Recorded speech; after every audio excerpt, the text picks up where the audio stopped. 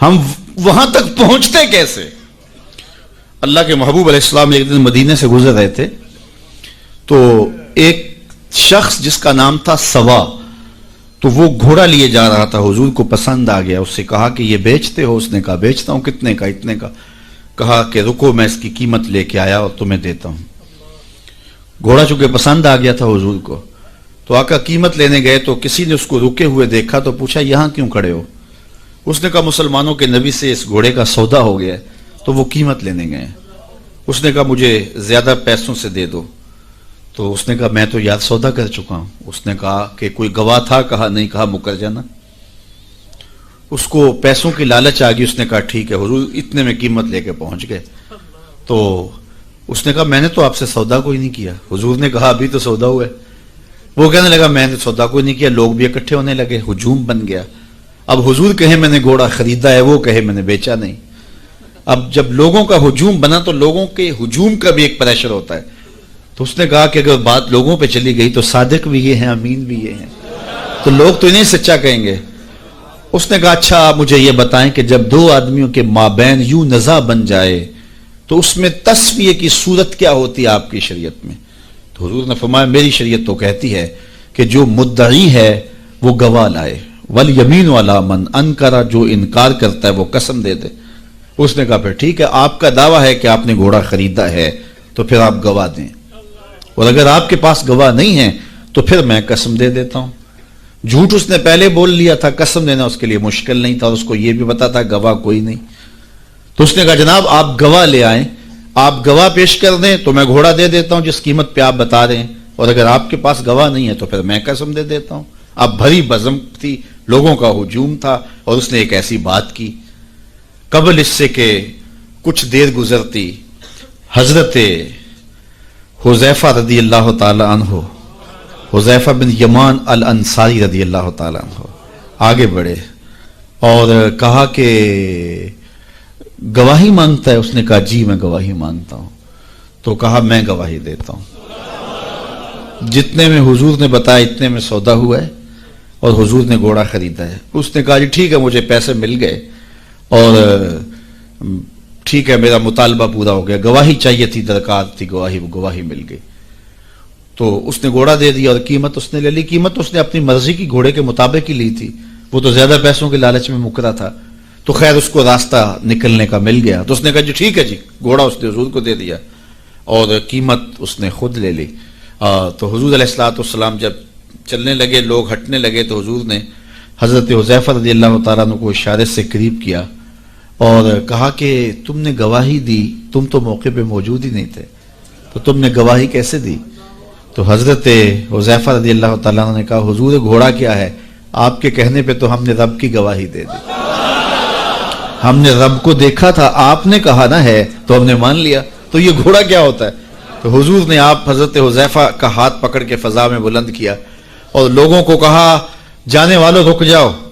لوگ ٹھہر گئے۔ کہا کسی عدالت کو کچہری میں گواہ کی ضرورت ہو تو میری شریعت 2 گواہ مانگتی ہے، لیکن جہاں میرا خزیمہ ہوگا، ہاں حذیفہ نہیں، خزیمہ بن ثابت انصاری رضی اللہ عنہ، جہاں میرا خزیمہ ہوگا وہاں ایک ہی گواہی 2 کے قائم مقام ہوگا۔ فیض پہنچا اے رضا احمد پاک کا، ورنہ ہم کیا جانتے خدا کون ہے۔ میں اگر خدا سے ملنا چاہوں تو مجھے بتاؤ نہ کہ میں کدھر جاؤں، شرق کو جاؤں، غرب کو جاؤں، شمال کو جاؤں، جنوب کو جاؤں، نیچے سوراخ کروں، اوپر سیڑھی لگاؤں، کدھر جاؤں؟ میں آپ سے ملنا چاہتا ہوں تو میں شرق کی جانب سفر کروں گا، آپ مجھ سے ملنا چاہتے ہیں تو غرب کی جانب دوڑیں گے، لیکن میں خدا سے ملنا چاہتا ہوں، وہ تو جہتوں سے پاک ہے، وہ تو سمتوں سے پاک ہے، تو اس کو ملنا چاہوں تو بتاؤ کدھر جاؤں؟ اللہ اکبر۔ آئیے ذرا قرآن کا اسلوب دیکھیے، وَإِذَا سَأَلَكَ عِبَادِي أَنِّي فَإِنِّي قَرِيبٌ۔ حبیب میرے بندے تیرے پاس آ کے میرا پوچھتے ہیں، بندے میرے ہیں، مجھے ڈھونڈتے ڈھونڈتے تیرے پاس آ گئے اور تیرے پاس آ کے پھر میرا پوچھنے لگے۔ فَإِنِّي قَرِيبٌ، ان آنے والوں کو بتلا دیجئے کہ میں دور نہیں ہوں، نیڑے ہوں۔ فا تاقیبیہ کے بعد علماء تفسیر نے لکھا کہ کل مقدر ہے، یہاں کل ماننا پڑے گا۔ فَإِنِّي قَرِيبٌ اے فَقُلْ إِنِّي قَرِيبٌ، ان کو کہہ دیجئے کہ وہ دور نہیں، آگے ہو تو مل جائے گا۔ یہ ہے ترجمہ کل کے مقدر ماننے سے. لیکن صوفیہ فرماتے ہیں کل کو مقدر ماننے کی ضرورت ہی کیا ہے؟ بات ہی سیدھی ہے. حبیب میرے بندے مجھے ڈھونڈتے ڈھونڈتے تیرے تک آ گئے، تو محبوب جب تیرے تک آ گئے میں پھر بھی دور ہوں. میرے بندے جب مجھے ڈھونڈتے ڈھونڈتے تیرے تک جو آ گئے ہیں، تو محبوب تیرے تک آگے ہیں تو میرے تک آگے. یہ تیرے پاس آ کے پھر میرا پوچھ رہے ہیں. خضر بتلائے تو کیوں کر بتلائے، اگر ماہی پوچھے کہ دریا کہاں، اگر مچھلی چھلانگ لگا کے غوطے کھا کے پھر پوچھے کہ دریا کدھر ہے، تو خضر کیا بتائیں گے اسے؟ محبوب تیری گلی میں آ کے میرا پوچھتے ہیں، جو تیرے پاس آگے وہ میرے پاس آگے، چونکہ تیرے تک پہنچنا ہی تو میرے تک پہنچنا ہے. اور میرے امام پھر بولے بخدا خدا کا یہی ہے در، نہیں اور کوئی مفر مکر، جو وہاں ہو یہیں آ کے ہو، جو یہاں نہیں وہ وہاں نہیں. وہی لا مکان کے مکی ہوئے، سر عرش تخت نشیں ہوئے. یہ نبی ہیں جس کے ہیں وہ مکان، وہ خدا ہے جس کا مکان نہیں. تو کہا اگر خدا تک پہنچنا ہے تو مصطفیٰ تک جانا ہوگا، بس یہی راستہ خدا تک پہنچتا ہے. اللہ اکبر. تو حضرت عیسیٰ علیہ السلام نے فرمایا لوگوں میں جا رہا ہوں اور میرے بعد اب وہی آئے گا جس کا نام احمد ہوگا. تو ایک حواری اٹھ کے کھڑا ہو گیا اور کہنے لگا کہ حضرت جس کے قصیدے آپ بھی پڑھ رہے ہیں کیا وہ آپ سے بھی افضل ہوگا؟ تو سنو حضرت عیسیٰ نے کیا جواب دیا. آپ کے سینے میں ٹھنڈ پڑ جائے گی. ویسے تھوڑی سی تقریر میں اور کروں گا لیکن میں یہی بھی چھوڑ دوں تو آپ ناراض نہیں ہوں گے، اس لیے کہ بات اتنی ہے کہ پورا سال آپ پر نشہ طاری رہے گا. اللہ اکبر. کہا حضرت جس کے قصیدے آپ بھی پڑھ رہے ہیں کیا آپ سے بھی افضل ہوگا؟ تو سنو حضرت عیسیٰ نے کیا جواب دیا. انجیل برنباس میں آج بھی یہ لفظ موجود ہیں. تو حضرت عیسیٰ علیہ السلام نے کہا افضل ہونے کی بات کرتے ہو، وہ تو اتنی عظمتوں کا حامل ہے، اگر اس کے نالین کے تسمے کھولنے کی سعادت ابن مریم کو مل جائے تو یہ بھی مقدر کی بات ہے، یہ بھی بخت کی بات ہے کہ ان کے نالین کے تسمے کھولنے کی سعادت مل جائے. تو دنیا منتظر رہی، زمانہ انتظار کرتا رہا. تو لوگ کہاں کہاں منتظر رہے، ہم نے کوئی انتظار نہیں کیا. آنکھ کھلی تھی تو مسجد کے سپیکروں سے آواز آ رہی تھی مصطفیٰ جان رحمت پہ لاکھوں سلام. ہم اذان جب ہم نے آنکھ کھولی تو صدائیں مل رہی تھی کہ نبی جی اللہ اللہ اللہ ہو. تو ہم کتنے خوش نصیب ہیں، کتنے بخت والے ہیں کہ ہمیں آغوش مادر میں حضور کا نام مل گیا، کوئی انتظار ہی نہیں کرا. اقبال کتنے فخر سے کہا کرتے تھے نام تو از پدر آموختم. حضور آپ کا نام میں نے اپنے باپ سے سنا تھا، آپ کا نام میں نے اپنے باپ سے سنا تھا، آپ کے درود کی لوری اپنی ماں سے سنی تھی، اپنی بہن سے حضور کا پیار سنا. تو یہ ہمیں میسر آیا. خوش نصیب ہیں ہم لوگ کہ ہمیں یہ دور ملا. ہاں ایک ہمیں افسوس ہوتا ہے کہ کبھی حضور کے دور میں ہوتے، وہ لمحے میسر آتے، لیکن میرے آقا جانتے تھے میرے امتی بعد میں تڑپیں گے. حضور نے جو ہے وہ ہمیں آنے والوں کو تسلی دیتے ہوئے اتنی خوبصورت بات کی. ایک دن صحابہ بیٹھے تھے، فرمایا طوبی لمن رآنی وآمن بی وطوبی سبع مرات من لم یرانی وآمن بی. فرمایا صحابہ تمہیں مبارک ہو، تم نے مجھے دیکھا اور میرے اوپر ایمان لائے. اور فرمایا انہیں 7 مبارکیں ہوں جنہوں نے نہیں دیکھا ہوگا پھر بھی ایمان لائیں گے. نفس ایمان کی حضور نے 7 مبارکیں دی ہیں. طوبی لمن رآنی وآمن بی وطوبی سبع مرات من لم یرانی وآمن بی. تو کہا انہیں 7 مبارکیں ہوں جنہوں نے دیکھا بھی نہیں پھر بھی نام پہ تڑپ رہے ہوں گے. اللہ اکبر. نام سن کے جان مارنے کے لیے تیار ہوں گے. حضور کا نام آتا ہے آنکھوں میں آنسو آ جاتے ہیں، دل تڑپتا ہے. کیا کیفیات باطن ہوتی ہیں. تو یار یہ کوئی چھوٹی دولت ہے؟ حضور کا نام سن کے یہ کیفیت نصیب ہو جائے، یہ ان کے پیار کی علامت ہے. پیار ہوتا ہے تو آنکھوں میں آنسو آتے ہیں، اور جہاں آنسو ہوتے ہیں وہاں رحمتیں ہوتی ہیں. علامہ رومی فرماتے ہیں جہاں پانی چلتا ہے وہاں سبزہ اگتا ہے، اور جہاں آنسو بہتے ہیں وہاں رحمت اترتی ہے.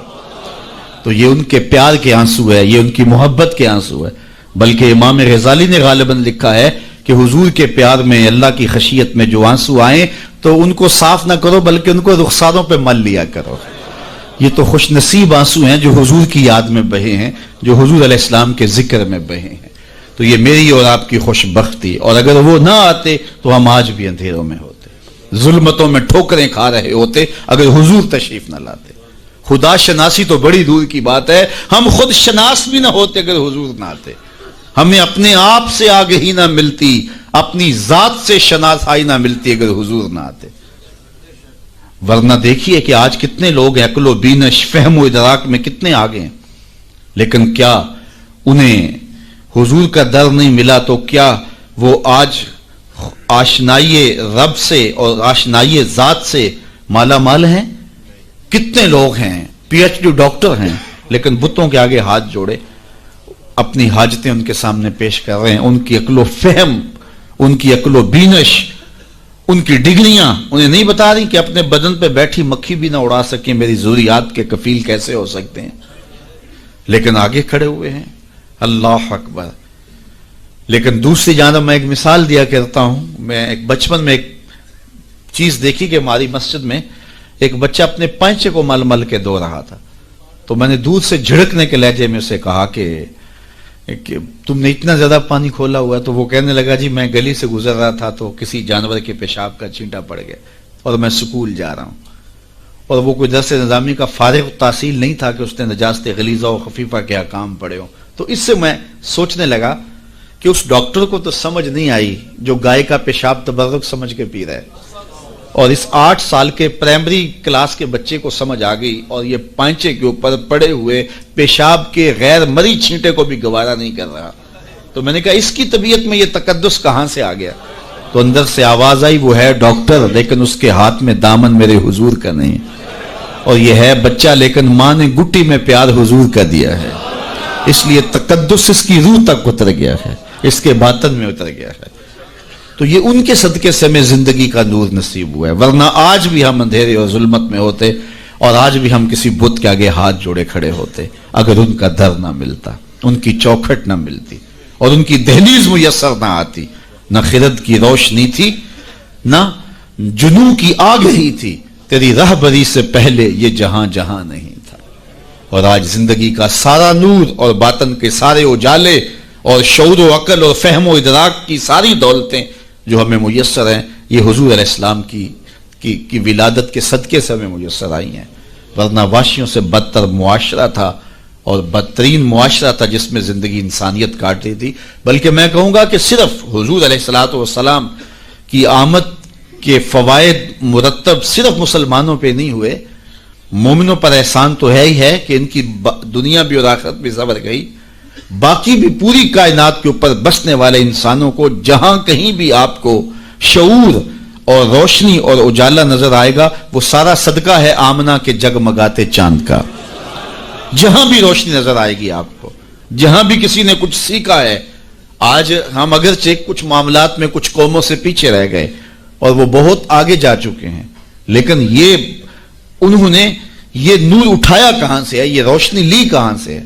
اگر معاشرتوں کی روشنیاں ہیں، اگر عدل و انصاف کے نور پھیلے ہیں معاشرے میں اور مختلف قوموں کے اندر، تو وہ سارے کے سارے اسی دہلیز سے لیے گئے ہیں اور اسی چوکھٹ سے اٹھائے گئے ہیں. تو ہمیں بھی اسی دہلیز پہ آ جانا چاہیے اور اپنی زندگی کو حضور علیہ السلام کے طریقہ نور کے مطابق ڈھال لینا چاہیے. ہمیں تو کسی اور در پہ جانے کی ضرورت نہیں ہے، ہمیں تو کسی دہلیز پہ ماتھا ٹیکنے کی ضرورت نہیں ہے.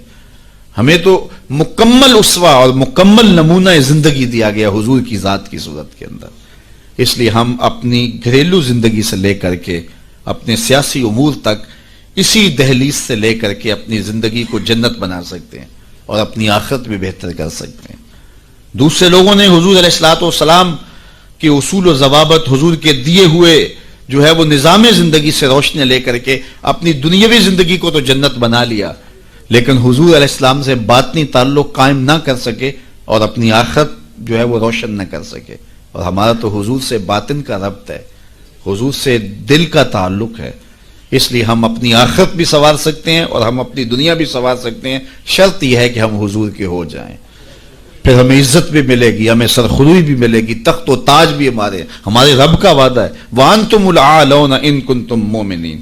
تم مومن بن کے دکھاؤ، ساری عزتیں تمہارے قدموں پہ رکھیں گے. بن کے تو دکھاؤ نا. یہ کافر لگتے کیا ہیں؟ کافر لگتے کیا ہیں؟ اگر انہیں دنیاوی عزتیں دی گئی ہیں تو انہوں نے اصول و ضوابط اختیار کیے ہیں. اقبال نے وہ جب شکوے کی زبان کھولی تو اس میں کہا نا کہ کافر کو دیے حور و قصور اور مومن کے لیے فقط وعدہ حور، تو اس کے جواب میں کہا تم میں کوئی حوروں کا چاہنے والا ہی نہیں، جلوائے طور تو موجود ہے کوئی موسیٰ ہی نہیں۔ کوئی ہو تو صحیح اور کوئی مانگنے والا تو ہو، تو اس کو ہم کیوں نہیں دیتے؟ ہم تو مائل بکرم ہیں، کوئی سائل ہی نہیں، راہ دکھلائیں کسے راہ رو منزل ہی نہیں، جلوائے طور تو موجود ہے کوئی موسیٰ ہی نہیں۔ تو وہ آج بھی وہ انوار برسنے کے لیے جو ہے وہ آمادہ ہیں، لیکن اس دہلیز پہ آ جائیں۔ ہم نے اپنے آقا و مولا کے ساتھ اپنا باطنی تعلق تو قائم کیا ہے، لیکن ہماری زندگی کی ترجیحات کچھ اور ہو گئیں، اور جس کے نتیجے کے اندر آج ہم دنیا سے جو ہے وہ کٹ گئے اور آج رسوائیوں اور ذلتوں میں اپنی زندگی بسر کر رہے ہیں۔ اقبال علیہ الرحمہ نے جب شکوے کا لہجہ اختیار کیا تو فتویٰ بھی متوجہ ہوا اور بہت سخت لہجہ تھا، لیکن جواب آتے ہی سارا نشہ اتر جاتا ہے۔ جب وہ شکوہ کرتے ہیں تو اس میں کرتے ہیں کہ تیرے کعبے کو جبینوں سے بسایا ہم نے، نوع انسانی کو غلامی سے چھڑایا ہم نے، صفائے دہر سے باطل کو مٹایا ہم نے، تیرے قرآن کو سینوں سے لگایا ہم نے، پھر بھی ہم سے گلہ ہے کہ وفادار نہیں، ہم وفادار نہیں تو بھی تو دلدار نہیں۔ تو بڑا تلخ لہجہ ہے، لیکن اب اس کا جب جواب آتا ہے تو سارا نشہ اترتا ہے۔ لفظ وہی ہیں، صرف صیغہ بدلتا ہے، لفظ وہی رہتے ہیں، صرف صیغہ تبدیل ہو جاتا ہے۔ اب جواب کیا آ رہا ہے؟ پہلے تو یہ تھا کہ صفائے دہر سے باطل کو مٹایا ہم نے، نوع انسانی کو غلامی سے چھڑایا ہم نے۔ اب ادھر سے آواز آ رہی ہے، صفائے دہر سے باطل کو مٹایا کس نے، نوع انسانی کو غلامی سے چھڑایا کس نے، میرے کعبے کو جبینوں سے بسایا کس نے، میرے قرآن کو سینوں سے لگایا کس نے، تھے تو آبا وہ تمہارے ہی مگر تم کیا ہو، ہاتھ پہ ہاتھ دھرے منتظر فردا ہو، ہر کوئی مستے مئے ذوق تن آسانی ہے، تم مسلمان ہو یہ انداز مسلمانی ہے، حیدری فقر ہے نئے دولت عثمانی ہے، تم کو اسلاف سے کیا نسبت روحانی ہے، وہ معزز تھے زمانے میں مسلمان ہو کر، تم خار ہوئے تارک قرآن ہو کر۔ ہماری پستی، ہماری ذلت، ہماری رسوائی اس نظام زندگی کو چھوڑ دینے سے ہے۔ ہم اپنے آپ پہ غور کریں، اپنی زندگی پہ غور کریں، ہم کہاں کھڑے ہوئے ہیں۔ یہ بات تو ہمیں کہی گئی تھی نا کہ جو الطہور نصف الایمان، صفائی آدھا ایمان ہے، لیکن یہ ان لوگوں نے اپنا لیا کہ جن کے مذہب میں نہانا اور غسل کرنا روا نہیں تھا۔ آپ جو ہے وہ فرانس کی خوشبوئیں پوری دنیا کے اوپر مشہور جانتے ہیں، کبھی اس کا پس منظر بھی جو ہے وہ معلوم کیا کہ کیا ہے؟ کیونکہ یہ غسل نہیں کرتے تھے اور بدن سے اتنی بدبوئیں اٹھتی تھی کہ ان پر جو ہے خوشبو اس پر غالب کرنے کے لیے طرح طرح کی خوشبوئیں یہاں آئیں، تاکہ جو ہے وہ بدبو سے لوگ ناک پہ جو لوگ ملنے آتے وہ ناک پہ ہاتھ رکھ لیتے۔ ان کے بادشاہوں کے جسموں سے بدبو آیا کرتی تھی، ان کے ہاں نہانا نہیں تھا۔ یہ تو مسلمانوں نے آ کے سکھایا، اور جب اندلس انہوں نے فتح کیا تو اس وقت جو وہاں واشروم انہوں نے بنائے تھے مسلمان، سب سے پہلے انہوں نے غالب آ کے ان کو توڑا اور پھر اسی روش میں چلے گئے۔ پھر آہستہ آہستہ نے سوچا کہ یار دیکھو تو صحیح، اور آج صفائی پسند وہ ہو گئے، آج گلیاں ان کی صاف ہیں، آج بازار ان کے صاف ہیں، آج ملک انہوں نے ایسے بنا کے رکھے ہیں جیسے ایک سگڑ بی بی اپنا گھر سنوار کے رکھتی ہے، اور ہمارے گلی کے اندر ہم کچرا پھینک کے گھر چلے جاتے ہیں۔ میں بعض قد گزرتا ہوں، چونکہ تنگ گلیوں میں بھی جاتا ہوں، بازاروں میں بھی جاتا ہوں، پیدل بھی جاتا ہوں اور سواریوں پہ بھی جاتا ہوں، آپ بھی یہ منظر دیکھتے ہیں کہ 6 فٹ کی گلی ہوتی ہے تو دونوں جانب نالیاں ہو رہی ہوتی ہیں، تو درمیان میں صرف 3 فٹ جگہ ہوتی ہے۔ میاں ایک سائڈ نالی بنا لو، چلو گلی کشادہ ہو جائے، لیکن ادھر والے نہیں مانتے کہ ہماری جانب نالی ہو، وہ کہتے ہیں ادھر نہیں مانتے، چلو فیصلہ کیا کہ دونوں جانب نالیاں ہوں۔ جب قوم کا مزاج یہ ہوگا تو کیا قوم ترقی کرے گی جو اتنی قربانی بھی نہیں دے سکتی؟ تو اب گندگی کے ڈھیر جگہ جگہ پڑے ہوئے ہیں۔ حکومت کو چھوڑیں آپ، حکومت کی ترجیحات، حکومت کی دلچسپیاں، ان کے معاملے، وہ تو جو کرتے ہیں، جو فریضہ ہمارا تھا ہم نے وہ نبھایا، ہم نے اس فریضے کو پورا کیا۔ تو ہم اپنے رویوں پہ غور کریں، ہمارے آقا نے ہمیں کتنا ستھرا دین دیا تھا، کتنا پیارا دین دیا تھا۔ میں نے اس مرتبہ میلاد کے موقع پہ کہا کہ دیکھو ہماری ترجیحات کہ ہم نے پورا میں گلی سے گزرا تو وہ گلی کے اوپر پورا وہ گوٹا کناری کی ہوئی تھی اور ڈنڈیاں بھی اور چراغاں بھی کیا تھا اور بہت زیادہ پیسے لگے ہوئے ہوں گے. تو نیچے جو ہے وہ گلی تو وہ کچی تھی. تو میں نے کہا اگر یہ اوپر نہ ہوتا نیچے کنکریٹ کی گلی ان پیسوں سے بن جاتی تو یہ رسول اللہ زیادہ خوش نہ ہوتے اور حضور کی امت کو زیادہ نفع نہ ہوتا اور یہ میلاد کے نام پہ ہو جاتا. لیکن نیچے کچی گلی ہے اور وہ کہتے ہیں یہ حکومت کی ذمہ داری ہے, اور ہم نے اوپر گلی کے اوپر گوٹا کناری بھی کی ہوئی ہے اور اسے چراغاں بھی کیا ہوا ہے اور اس کے اوپر فانوس بھی لٹکائے ہوئے ہیں اور لاکھوں روپے اس گلی کو سجاتے ہوئے ہم نے لگا دیا. لیکن اگر ہم پکی کر لیتے گلی تو وہ زیادہ اچھا نہ تھا کہ وہ ہمیشہ کے لیے جو ہے وہ ایک مسئلہ ختم ہو جاتا. لیکن وہ نہیں کریں گے, یہ کریں گے ہم نے اپنی ترجیحات اپنی مرضی سے مقرر کی ہوئی ہیں. تو میرے رسول صلی اللہ علیہ وسلم نے جو ہمیں دین دیا ہے اس دین کو اختیار. اس کا یہ مطلب نہ لیا جائے کہ میں میلاد کے چراغاں کا مخالف ہوں. آج کل تو یہ بھی بڑا ڈر لگا رہتا ہے کہ فتوے ایک دم جو ہے وہ متوجہ ہو جاتے ہیں اور کافر سے نیچے تو چھوڑتے ہی نہیں نا. لیکن یہ دکھڑے ہیں ہمارے. میں کہتا ہوں گلیاں سجاتے ہو دل ویران نہ رہے. میں کہتا ہوں چراغاں کرتے ہو مکانوں کی چھتوں پہ کرو, میں اس کا انکار نہیں کرتا, لیکن دل کی گلیوں میں اندھیرا نہ رہے. اور تم جھنڈیاں لگاتے ہو حضور کے نام کی, ایک ایک پرت پہ, دل کے ایک ایک پرت پہ نام محمد کی جھنڈی بھی لگاؤ. اور میں نے الحمدللہ جگہ جگہ میلاد کے موسم میں اس مرتبہ توجہ دلائی کہ آپ اس طرح کریں کہ اپنے محلے کے اندر فہرست بنائیں, اپنی گلی کے اندر فہرست بنائیں. اللہ تعالیٰ نے یہ نظام رکھا ہوا ہے. غربت کے زمانے کے اندر بھی ایسا ہوتا ہے کہ ایک گلی کے اندر 20 یا 25 گھر ہیں تو ایک دو گھر والوں کو اللہ تعالیٰ نے مال و دولت سے فرازہ جو ہے وہ مالا مال کیا ہوتا ہے. باقی جو ہے وہ پوری گلی کے لوگ غریب ہو سکتے ہیں, لیکن کوئی ایک آدھ آدمی اللہ تعالیٰ وہاں امیر رکھا ہوتا ہے. ایک پورا گاؤں ہے, دیہات ہے اور بڑا غریب دیہات ہے, لیکن وہاں بھی کچھ 5 10 15 ذمہ دار ہوتے ہیں یا کچھ لوگ مالی طور پہ مستحکم ہوتے ہیں. یہ اللہ تعالیٰ نے نظام رکھا ہے. وہ جو 5 10 لوگ ایک بستی میں امیر ہیں, ایک گلی کے اندر 15 یا 20 گھر ہیں تو سارے غربا کے گھر ہیں, تو 2-3 گھر جو ہیں اللہ تعالیٰ نے ان کو نوازا ہوا ہے. تو وہ 2-3 گھر یا اس گاؤں کے اندر جو ہے وہ 10-12 لوگ وہ سوچیں کہ ہمیں سرخاب کے پر لگے ہیں کہ ہمیں دولت زیادہ دی گئی ہے. عقل و فہم کی وجہ سے بھی دولت زیادہ نہیں ہوتی. میاں صاحب فرماتے ہیں بے وقوفاں دے نوکر ویکھے دانش مند سے آنے. ایسا بھی ہوتا ہے. یہ اللہ کی تقسیم ہے, وہ جس کو عطا کر دے. تو اب جس کو دولت زیادہ دی گئی ہے وہ سوچے کہ مجھے کیوں زیادہ دی گئی ہے. علماء نے کہا کہ جس کو کوئی زیادہ فراوانی دی گئی ہے اس کا جو ہے وہ مثال کے طور پہ وہ کہتے ہیں کہ جو گائے ہے اور بھینس ہے اس کا دودھ اس کے بچے کی ضرورت سے زیادہ ہوتا ہے تو باقیوں کے لیے بھی حلال قرار دیا گیا کہ وہ نفع پہنچائے. جس کو مال اس کی ضرورت سے زیادہ دیا گیا ہے تو وہ اس مال کے ذریعے اپنے کم از کم رشتہ داروں میں اور اپنے محلے میں اپنی گلی میں کم از کم دیکھے. اور میلاد کے موسم کے اندر وہ غور کرے کہ میری گلی میں 15 گھر ہیں, اس میں کوئی غریب ہے تو آج میلاد کے دن ایسا نہ ہو کہ آج بھی وہ غربت میں دن گزارے.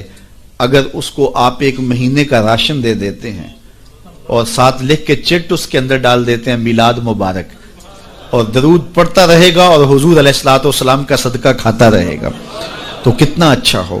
تو یہ وہ چیزیں ہیں جس کی طرف ہمیں توجہ کرنی چاہیے. اور میں سمجھتا ہوں کہ حضور علیہ السلام کی محبت سے معاشرے کے دکھ جو ہیں وہ سمیٹے جا سکتے ہیں. آقا کریم علیہ الصلوۃ والسلام نے محبت سے ہی معاشرت کو جو ہے وہ اپنے قریب کیا اور لوگ ایمان کی دولت سے مالا مال ہو گئے.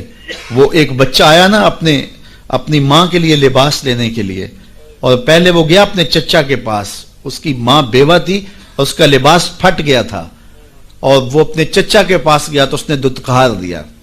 اللہ اکبر. فذالک الذی یدعو الیتیم, یدعو الیتیم, یہ قرآن نے بتایا ہے کہ یہ وہ بد نصیب لوگ ہیں جو یتیموں کو دھکے دیا کرتے ہیں. تو وہ ماں نے اس کو روکا تھا, بیٹا نہ جانا, تاریخ خیرب پڑھیں.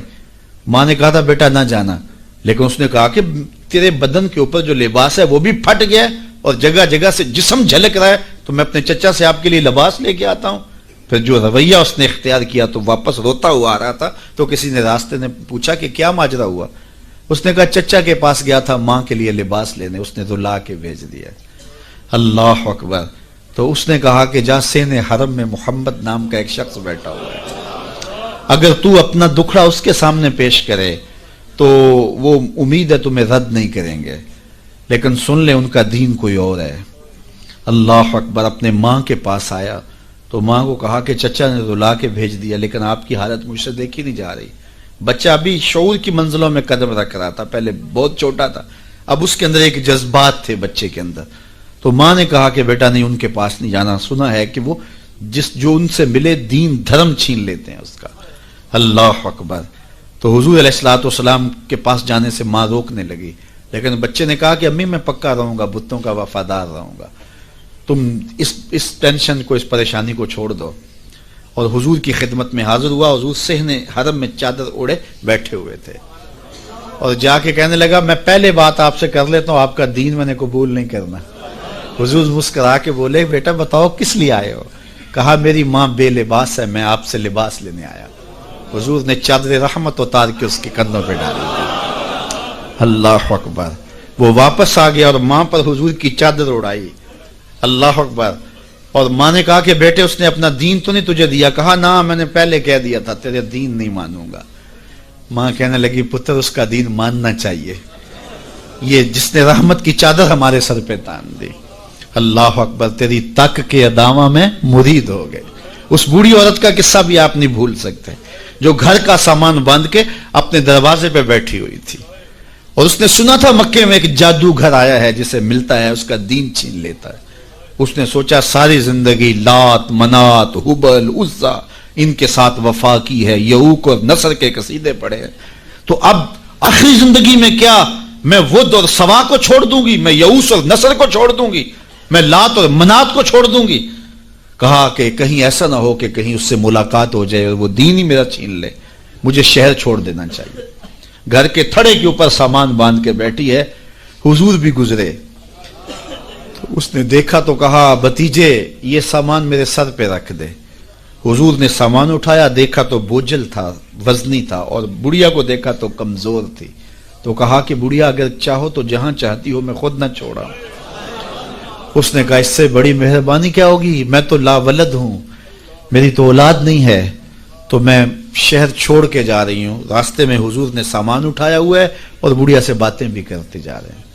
تو بڑھیا کو کہا کیوں جا رہی ہے؟ اس نے کہا کہ سنا ہے یہاں ایک جادوگر ہے جو لوگوں کا دھرم لوٹ لیتا ہے، لوگوں کا دین لوٹ لیتا ہے۔ میں نے ساری زندگی بتوں سے وفا کی ہے، میرے آباء و اجداد نے بتوں سے وفا کی ہے، میں چاہتی ہوں دین اجداد ہاتھ سے چھوٹ نہ جائے، آخر اس شہر میں رہتی ہوں کہیں مل نہ جائے، تو میں چاہتی ہوں کہ میں شہر چھوڑ جاؤں، زندگی کی چند سانسیں باقی ہیں، میں وفا کے ساتھ تو گزاروں۔ غالب نے کہا تھا نا وفاداری بشرط استواری اصل ایمان ہے، اس پہ اختلاف بھی کیا جا سکتا ہے۔ مرے کعبے میں تو بت خانے میں گاڑو برہمن کو، وہ کہتا ہے چاہے بت سے وفاداری ہو، وفاداری تو ہو۔ تو اس نے کہا میں تو وفاداری کرنا چاہتی ہوں اپنے بتوں سے، اور میں شہر چھوڑ کے مکہ جا رہا ہوں، جانتی ہوں ام القریٰ ہے، بستیوں کی ماں ہے، اس شہر کو شہر جمال کہتے ہیں، شہر خوباں ہے، لیکن میں اس شہر کو چھوڑ کے جا رہی ہوں۔ خیر حضور نے کچھ نہیں کہا، اس کا سامان نہیں پھینک دیا کہ ٹھیک ہے تم پھر جاؤ، سامان اس کا اٹھایا اور جہاں تک اس نے جانا تھا سامان پہنچایا، سامان سپرد کر کے واپس پلٹنے لگے۔ تو اس نے کہا بچے اپنا نام تو بتا دے، لوگ کہیں گے کہ مکہ چھوڑ آئی ہو تو بتاؤں گی ایک جادوگر کے دکھ سے چھوڑ آئی ہوں، تو وہ کتنا برا بھلا کہیں گے شہر مکہ کو کہ جس مکہ سے لوگ نقل مکانی کرنے پہ مجبور ہو گئے، تو میں انہیں یہ بھی بتاؤں گی کہ جس مکے میں جادوگر رہتا ہے اتنا اچھا نوجوان بھی رہتا ہے، تو تیرا نام لیا کروں گی، تیرے قصیدے پڑھا کروں گے۔ تو حضور علیہ السلام مسکرا پڑے، کہا بڑھیا جس جادوگر سے بھاگ کے آئی ہے وہ تیرے سامنے کھڑا ہے۔ اس نے کہا سچ سے آپ ہی محمد ہیں؟ حضور نے فرمایا نام میرا یہی ہے۔ تو اس نے کہا پھر آپ کا جادو میرے پہ چل گیا ہے۔ اللہ اکبر، تیری تک کے ادامہ میں مرید ہو گئی، لوگوں کی خدمت کریں، بوڑھوں کے کام آئیں، دکھیوں کے کام آئیں، مصیبت زدہ کے کام آئیں۔ حضور یتیم ہو کے یتیم پرور تھے، لاچاروں کی مدد کرتے، لوگوں کے گھروں میں پانی بھر کے دے دیتے، اور دکھیوں کے کام آ جاتے اور مصیبت زدوں کے کام آ جاتے۔ تو حضور سے پیار کرنے والوں، امت میں آپس میں حسد نہ پھیلاؤ، بغض نہ کرو، نفرتوں کے پہاڑ کھڑے نہ کرو، ایک دوسرے سے پیار کرو، جڑو، امت وحدہ بنے، اور اپنے ماحول کو، اپنی معاشرت کو ایک خوبصورت معاشرت کا رنگ دو، اور اپنی زندگی کو حضور کے نام کر دو۔ حضور کی محبت تو انسانوں کو جوڑتی ہے، حضور علیہ الصلوۃ والسلام کی محبت تو انسانوں کو یکجا کرتی ہے. جس طرح ایک باپ کے بیٹے ہوتے ہیں اور آپس میں پیار کرتے ہیں اور ان کی سانج باپ ہوتا ہے, ساری امت کی سانج آمنہ کے لال ہیں. تو حضور کی وجہ سے ہم جڑے ہوئے ہیں, حضور کے نام پہ ہم اکٹھے ہوئے ہیں. تو اپنی زندگیوں کے اندر عملی تبدیلی پیدا کریں. آقا کریم کی اسوہ نور کو دیکھیں, کتنا میٹھا اسوہ تھا میرے حضور کا, کتنی میٹھی زندگی گزار کے گئے ہیں, کتنا پیارا دور حضور نے گزارا ہے, اور وہ ہمارے لیے مکمل اکمل اور خوبصورت نمونہ ہے حضور کی حیات طیبہ. اللہ ہمیں حضور علیہ السلام کی حیات کا نور نصیب کرے, اور زندگی کے جو ایام ہمیں بچے, ہمیں میسر آئے ہیں, ان ایام میں یاد خدا میں ہماری زندگی گزرے. جب ہم ایک دوسرے سے پیار کریں گے, حسد نہیں ہوگا, حقد نہیں ہوگا, بغض نہیں ہوگا, کینے نہیں ہوگے, نفرتیں نہیں ہوں گی, تو پھر زندگی خوشگوار ہوگی. ہم نے اپنی زندگی کو خود جہنم زار بنایا ہوا ہے. ایک دوسرے کے اوپر ہماری بدگمانیاں, ایک دوسرے کے اوپر حسد, بغض اور کینے, اس نے زندگی کو اوکھا کر دیا ہوا ہے. اور سمجھتے یہ ہیں کسی نے جادو کر دیا ہے, کسی نے ٹونا کر دیا ہے, کسی نے سایہ کر دیا, کسی نے تعویذ ڈال دی ہیں. اور میاں کسی نے ڈالا ہوا, ہم نے اپنے اندر تعویذ خود حسد اور بغض کے ڈالے ہوئے ہیں. وہی ہمیں چین نہیں لینے دیتے, ہمیں سکون نہیں آنے دیتے. اور اگر اپنے اندر کو صاف کریں, ستھرا کریں, پاکیزہ کریں, 5 گانا سجدہ ریزی کی عادت ڈالیں, کسی کا برا نہ چاہیں, اللہ کی مخلوق کے لیے رحمت اور راحت کا سامان بن جائیں, تو پھر دیکھنا کہ کوئی تعویذ آپ کے اوپر نہیں ہوگا. کسی بابے کے پاس چوکڑی بڑھنے کی ضرورت بھی نہیں ہوگی, اور گڑولیاں بھرنے کی ضرورت بھی نہیں ہوگی. تمہارا رب اتنا مہربان ہے کہ 70 ماؤں سے زیادہ اپنے بندے سے پیار کرتا ہے. ہر ایک شخص کے ساتھ اس نے ایک محافظ فرشتہ مقرر کیا ہوا ہے جو شیاطین سے حفاظت کرتا ہے بندے کی. تو اس کی تو کرم نوازی ہے. زندگی کو اوکھا ہم نے خود اپنے لیے بنایا ہوا ہے, تو زندگی کو سوکھا بنائیں, زندگی کو آسان بنائیں, زندگی کو راحت کدہ بنائیں, جہنم کدہ نہ بنائیں. اور یہ تب ممکن ہوگا جب ہم حضور علیہ السلام کے طریقہ حیات کے مطابق اپنی زندگی ڈال لیں گے. میلاد میں آنے والوں کے لیے یہی پیغام ہے. اللہ تعالیٰ جل شانہ آپ سب کو دنیا آخرت کی بھلائیاں عطا فرمائے, اور ساری زندگی حضور کے ساتھ ہمیں وفا کی توفیق دے. بارے دیگر ہم اپنے مرحوم بزرگوں کے لیے دعا گو ہیں کہ اللہ ان کی قبر کو کروڑوں رحمتوں کا اور کروڑوں کرم نوازیوں کا مرکز بنائے. وآخر دعوانا ان الحمد للہ رب العالمین. کی محمد سے وفا تو نے تو ہم تیرے, یہ جہاں چیز ہے کیا لوح و قلم.